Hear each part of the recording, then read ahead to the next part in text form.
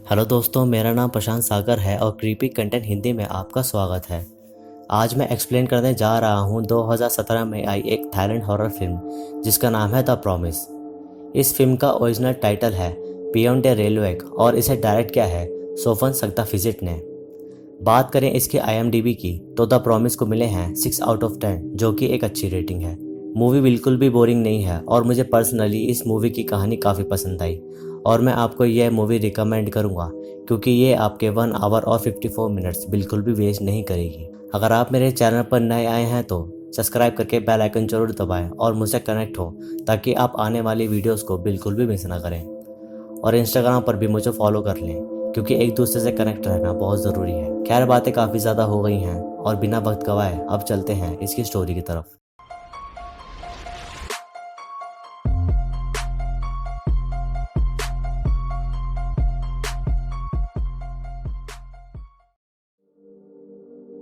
तो फिल्म की कहानी शुरू होती है दो टीनेजर्स को दिखाते हुए जिनका नाम होता है इब और बूम और वो दोनों काफ़ी रिच फैमिली से बिलोंग करते हैं।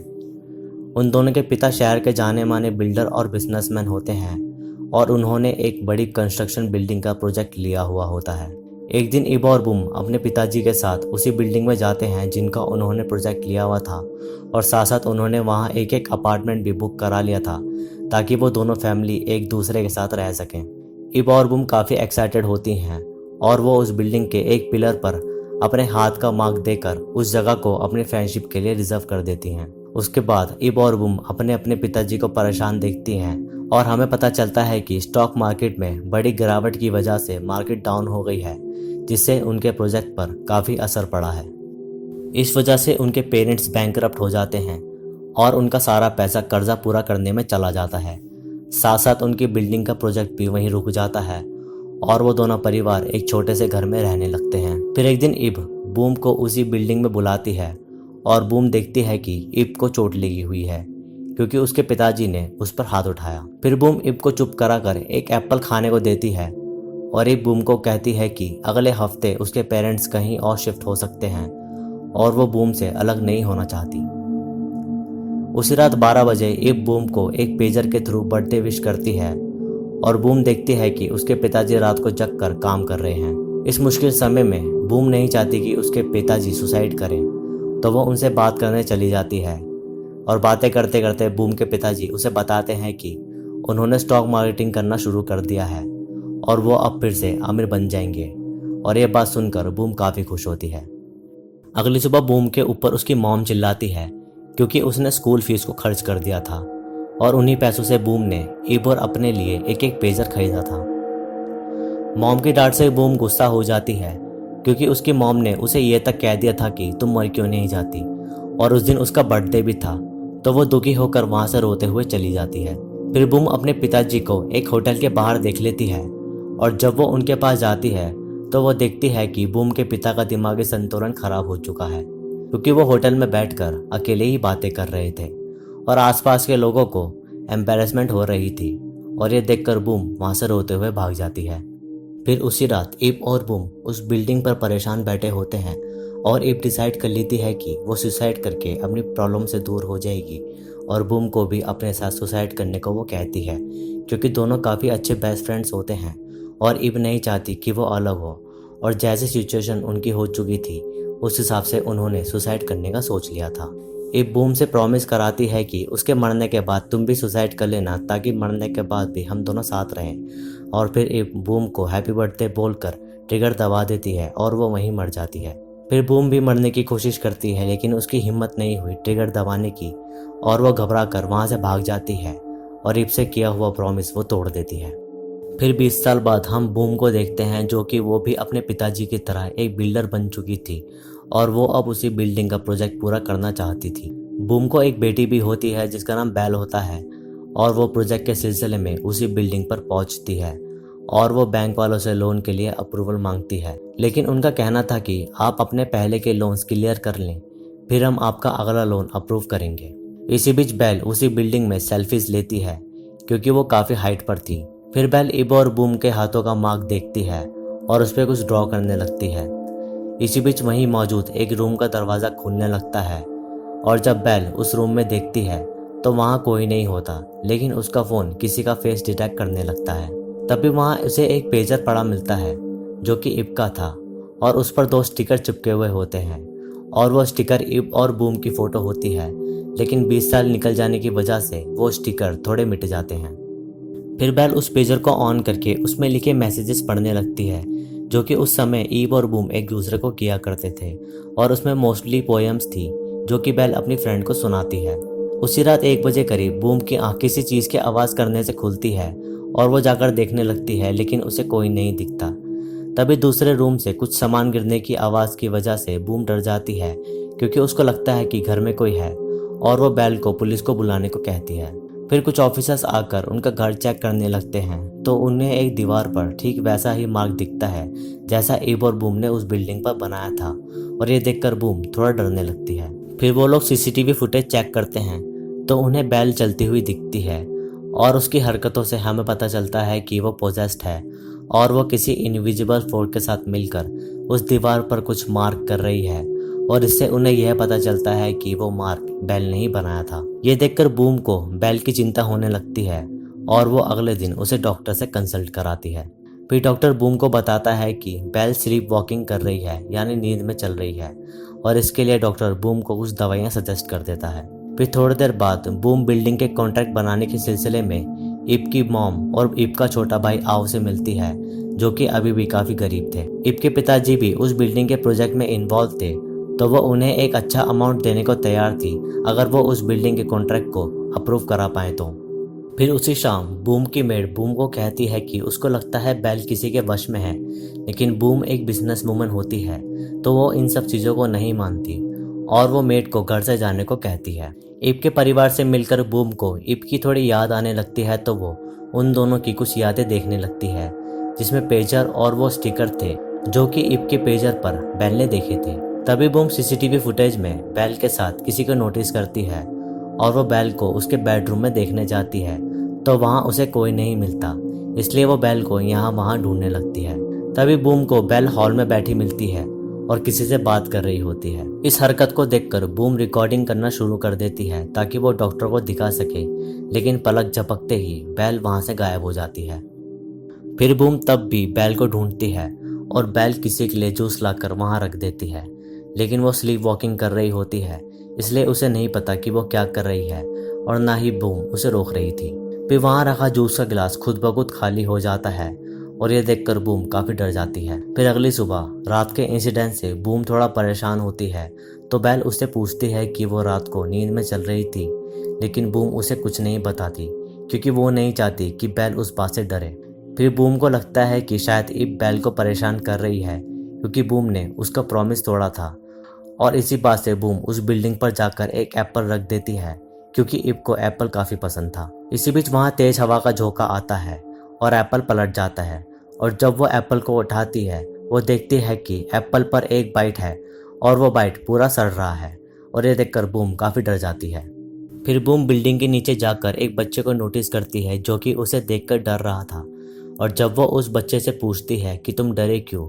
तो वो उसे बताता है कि तुम्हारे पीछे कोई डरावनी लेडी है और ये सुनकर बूम और भी ज़्यादा डरने लगती है। उसी शाम मेड अपना काम खत्म करके जा ही रही होती है कि बेल उससे एक बड़ी सीजर मांगती है और मेड को ज़रा भी भनक नहीं पड़ती कि बेल स्लीप वॉकिंग कर रही है। फिर मेड चली जाती है और बेल कर्टन को काट कर खुद को लटका लेती है और झटपटाने लगती है। इसी बीच लकीली बूम वहाँ आ जाती है और वो बेल को मरने से बचा लेती है। तभी बूम को वहाँ रखा इब का पेजर दिख जाता है और वो श्योर हो जाती है कि बेल को इब परेशान कर रही है। फिर बूम बेल को सब बताती है कि 15 साल की उम्र में मेरे बर्थडे वाले दिन हमने सुसाइड करने का डिसाइड किया था और इब के सुसाइड करने के बाद मैंने अपना प्रॉमिस नहीं निभाया।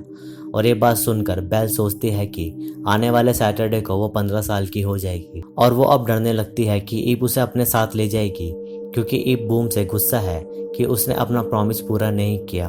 और उसे किया की सज़ा अब बेल को झेलनी पड़ेगी। फिर बूम बेल को भी एक प्रॉमिस करती है कि चाहे कुछ भी हो वो बेल का ख्याल रखेगी और उसके साथ हमेशा रहेगी और कभी भी सुसाइड करने का नहीं सोचेगी। उस रात बेल शावर के नीचे जाकर बैठ जाती है ताकि वो सोए ना, लेकिन बूम उसे बोलती है कि तुम सो जाओ, वो उसके साथ है। लेकिन तभी बेल बेहोश हो जाती है जिससे उसको हॉस्पिटल में एडमिट करना पड़ता है और बूम नर्स को क्लियरली ऑर्डर देकर चली जाती है कि उस पर नज़र रखना। फिर बूम अपनी बिल्डिंग के कंस्ट्रक्शन साइट पर पहुंचती है और उस बच्चे को बिल्डिंग में चलने को कहती है ताकि वो इब को ढूंढ पाए, क्योंकि वो बच्चा इब को देख सकता था। वो बच्चा डर के कारण मना करता है, लेकिन बूम फिर भी उसे कहती है बिल्डिंग में चलकर मुझे बताओ कि वो कहाँ रहती है, लेकिन वो बच्चा नहीं जाना चाहता। फिर बूम उस बच्चे के पेरेंट्स को कहती है कि अगर ये मेरी मदद करेगा तो वो उनको अच्छा पे करेगी, लेकिन उसके माँ बाप अब भी नहीं मानते क्योंकि उनको अपने बच्चे की फिक्र थी। फिर बूम को गुस्सा आ जाता है और वो उनको नौकरी से निकालने का ऑर्डर दे देती है, जिस वजह से वो सभी डर जाते हैं और वो लड़का बूम के साथ चलने को मान जाता है। फिर बिल्डिंग में जाने के बाद वो बच्चा काफ़ी डरने लगता है क्योंकि उसे ऊपर इब बैठी दिखती है, लेकिन बूम को नहीं दिखती। इसी बीच हम उस बच्चे के पीछे किसी का हाथ देखते हैं और जैसे ही वो बच्चे को छूता है वो बच्चा डर के कारण झटपटाने लगता है, लेकिन बूम उसे गले लगाकर चुप करा देती है। फिर बिल्डिंग में घूमते हुए वो दोनों उसी रूम में पहुंचते हैं और उनको वहाँ पैरों के निशान भी दिखते हैं और वो देखकर बूम समझ जाती है कि इब यहाँ है और वो इब को गुस्से में कहती है कि उसकी बेटी के साथ अगर कुछ हुआ तो वो उसे नहीं छोड़ेगी। फिर इब की आत्मा भी भड़कने लगती है और उस बच्चे पर अटैक करती है, जिससे वो बच्चा और भी ज़्यादा डर जाता है और वहाँ से भाग जाता है। इब बूम पर शायद इसलिए अटैक नहीं करती क्योंकि वो उसकी बेस्ट फ्रेंड थी और वो बस उसे दिखाना चाहती थी कि प्रॉमिस पूरा ना होने की वजह से वो मुक्त नहीं हुई। फिर अगली सुबह बिल्डिंग के कॉन्ट्रैक्ट के सिलसिले में एक मीटिंग के वक्त बूम सभी को मीटिंग के रूम से बाहर जाने को कहती है, सिवाय इब की मॉम और आओ को छोड़कर। फिर सभी के जाने के बाद बूम रोते हुए इब की मॉम से अपनी बेटी के लिए मदद मांगती है ताकि वो इब की आत्मा से बात करके उसकी बेटी को छोड़ने को कहे, लेकिन आओ को बूम की बातें काफ़ी वियर्ड लगती है और फिर वो इब की मॉम को वहाँ से ले जाता है। फिर उसी शाम हॉस्पिटल जाते समय बूम को नर्स का कॉल आता है कि बेल यहाँ से गायब हो गई है और इसी बीच बेल का फ़ोन बूम पर आता है और वो उसे बताती है कि वो किसी पुराने कमरे में बंद है। फिर बूम उसे वहाँ से ले आती है और बेल को स्कूल ड्रेस में देखकर बूम श्योर हो जाती है कि इब उसे अपने साथ ले जाना चाहती है। उसी रात बूम अपनी और बेल की फोटोज देखती है और सोचती है कि वो एक समय में कितना खुश थे। इसी बीच बूम को फिर से बेल पोजेस्ड मिलती है, लेकिन हाथ पैर बंधे होने की वजह से वो काफ़ी गुस्सा करती है और बूम पर हाथ उठा देती है। तभी बेल इब को पुकारने लगती है, लेकिन बूम इब के आने से पहले दरवाज़ा बंद कर देती है और बेल को संभालती है। परेशान होकर बूम अपनी कार में बैठकर सुसाइड करने की कोशिश करती है और ट्रिगर दबा देती है, लेकिन अनफॉर्चुनेटली उसे गोली नहीं लगती जबकि गन पूरी फील्ड थी और इससे हमें यह समझ में आता है कि इब उसे अपने साथ नहीं बल्कि बेल को ले जाना चाहती है, क्योंकि वो अब उसी की उम्र की होने वाली थी ताकि इब को अब फिर से एक नया बेस्ट फ्रेंड मिले। फिर गुस्से में बूम इब को भला बुरा कहने लगती है और बूम गुस्से में इब के घर पहुंचकर उसकी मॉम को गन दिखाती है और इब को कहती है कि अगर मेरी बेटी को कुछ हुआ तो मैं तुम्हारी मॉम को नहीं छोड़ूंगी। और फिर बूम वहाँ रखी राख को दीवार पर फेंकती है और हम देखते हैं कि दीवार पर इब की एक बॉडी शेप बन गई है, जिससे उनको श्योर हो जाता है कि इब की आत्मा सच में इस दुनिया में वापस आई है। फिर अगली सुबह बेल के बर्थडे वाले दिन बेल बिल्कुल खुश नहीं होती और वह अपनी मॉम का सुसाइड लेटर देखकर परेशान होती है, क्योंकि कल सुसाइड अटेम्प्ट करने से पहले बूम ने बेल को एक सुसाइड लेटर लिखा था। इस बात से बेल अपनी मॉम को उसका प्रॉमिस याद दिलाती है कि आप मेरे साथ हमेशा रहोगी और कभी सुसाइड नहीं करोगी। और इसी बीच बेल अपनी मॉम की चाय में बेहोशी की दवाई मिला देती है ताकि वो इब के साथ ना जा सके, क्योंकि इब ने उसकी मॉम को काफ़ी परेशान कर दिया था। फिर बूम बेहोश हो जाती है और बेल इब के साथ चलने को रेडी हो जाती है। फिर काफ़ी देर बाद बूम को होश आता है और वो घर की दीवारों पर इब और बेल के हाथ छपे हुए देखती है और हम देख पाते हैं कि दूसरा हाथ किसी चुड़ैल का ही है। फिर घबराते हुए बूम उस बिल्डिंग पर जाती है क्योंकि वो जानती थी कि इब बेल को वहीं ले जाएगी। बिल्डिंग के पास पहुंचते ही बूम हॉस्पिटल में एम्बुलेंस के लिए कॉल कर देती है, क्योंकि इस दौरान कोई इंजर जरूर हो सकता है। फिर बूम बेल को ढूंढने लगती है और बेल उसे उसी स्कूल ड्रेस में मिलती है जिस ड्रेस में इब रहती थी और बेल पोजेस होती है। फिर बूम तभी किसी को कपड़ा पहने हुए देखती है और उसको लगता है कि वो बेल है। तभी बूम को बेल का वीडियो कॉल आता है और वो देखती है कि बेल उसको उसके पीछे से वीडियो कॉल कर रही है और जैसे ही वो पलटती है सामने कोई नहीं होता। फिर एक सेकंड में बेल बूम के पीछे आ जाती है और वो कपड़ा बूम के ऊपर खुद ब खुद गिर जाता है। फिर बूम बेल के पास जाने की कोशिश करती है, लेकिन बीच में एक गैप होता है जिस वजह से वो वहीं रुक जाती है और नीचे गिरने से बच जाती है। फिर बूम को फिर से बेल का वीडियो कॉल आता है और उसमें वो देखती है कि बेल 5 में से 4 गोली ही गन में डाल रही है, लेकिन वो बेल नहीं बल्कि इप कर रही थी। इसी बीच बेल को देखकर बूम को इप का वही टाइम याद आने लगता है जब उसने खुद को शूट कर लिया था, और बूम भागते हुए बेल को बचाने की कोशिश करती है, लेकिन तभी बूम को शूट करने की आवाज़ आती है और उसको लगता है कि बेल ने खुद को शूट कर लिया है, लेकिन वो अभी ऐसा नहीं करती। इसी बीच बूम बेल से वो गन लेने की कोशिश करती है, लेकिन इप की आत्मा बेल की तरफ गन पॉइंट करती है, तो बूम पूरी कोशिश करती है गन का पॉइंट खुद की तरफ करने की ताकि बेल को गोली ना लगे, और बूम गुस्से में इप पर चिल्लाती है कि वो उसे शूट कर दे। तभी बेल ट्रिगर दबा देती है, लेकिन लकीली उसे गोली नहीं लगती क्योंकि गन का एक स्पेस खाली होता है। ट्रिगर दबने के डर से बूम का पैर फिसल जाता है और वो एक फ्लोर नीचे गिर जाती है और थोड़ा बेहोश होने लगती है। इसी बेहोशी के दौरान बूम को बेल और ईप एक साथ खड़े दिखते हैं और वो बेल को शूट ना करने के लिए कहती है, लेकिन बेल तो पोजेस्ड होती है और वो गन को अपनी चिन पर लगा लेती है। इसी बीच बूम जल्दबाजी में बेल को कॉल करती है, जिससे उसके फ़ोन की फ्लैशलाइट जलने लगती है और इसके कारण बेल को थोड़ा होश आने लगता है और वो गन को चिन से हटा ही रही होती है, लेकिन तभी उसे गोली लग जाती है। ये देखकर बूम काफ़ी शॉक होती है और जब वो उसे बचाने जाती है वो देखती है कि बेल मर चुकी है, लेकिन तभी बेल हिलने लगती है और बूम समझ जाती है उसे गोली लगी है, लेकिन सर के पार नहीं हुई। तभी एम्बुलेंस भी वहां आ जाती है और बूम काफ़ी तेज चिल्लाकर उन्हें मदद के लिए पुकारने लगती है। फिर हम देखते हैं कि बेल हॉस्पिटल में एडमिट है, लेकिन गोली लगने की वजह से ब्रेन में थोड़ी चोट लगी है, जिससे कारण वो पैरालाइज हो जाती है, लेकिन डॉक्टर बूम को बताते हैं कि उसको दवाइयों के चलते ठीक होने में काफ़ी समय लगेगा। जो भी उनके साथ हो रहा था उससे अब बूम काफ़ी परेशान हो गई थी और इस वजह से वो सुसाइड करने उसी बिल्डिंग पर पहुंच जाती है और कूदने से पहले एक चिड़िया देखती है जो कि अपने बच्चों का ख्याल रख रही थी, और ये देखकर उसे बेल को दिया प्रॉमिस याद आता है कि वो उसके साथ हमेशा रहेगी और उसका ख्याल रखेगी, और फिर वह सुसाइड नहीं करती और वहाँ बने इप और बूम के हाथ का मार्क देखने लगती है, जिसपे एक खुशी का चेहरा बना हुआ था और वह चेहरा बेल ने बनाया था वीडियो की शुरुआत में। तभी वहीं उसी रूम का दरवाज़ा खुलने लगता है और बूम समझ जाती है कि इप वहाँ आ गई है, और वो इप से कहती है कि वो अपना प्रॉमिस ज़रूर निभाएगी और उसे ज़रूर मिलेगी, लेकिन इस तरह नहीं। इसका मतलब ये है कि वो जब बूढ़ी होकर मरेगी तब वो इप से मिलेगी और वो अब पूरी ज़िंदगी बेल का ख्याल रखेगी। फिर हम देखते हैं कि बूम अपना प्रोजेक्ट किसी और को हैंडल कर देती है क्योंकि वो अब उस बिल्डिंग से कोई कनेक्शन नहीं रखना चाहती थी, और फिर वो बेल से मिलती है जो कि अब स्टेबल नहीं थी, लेकिन उसका रिकवर होने का चांस था।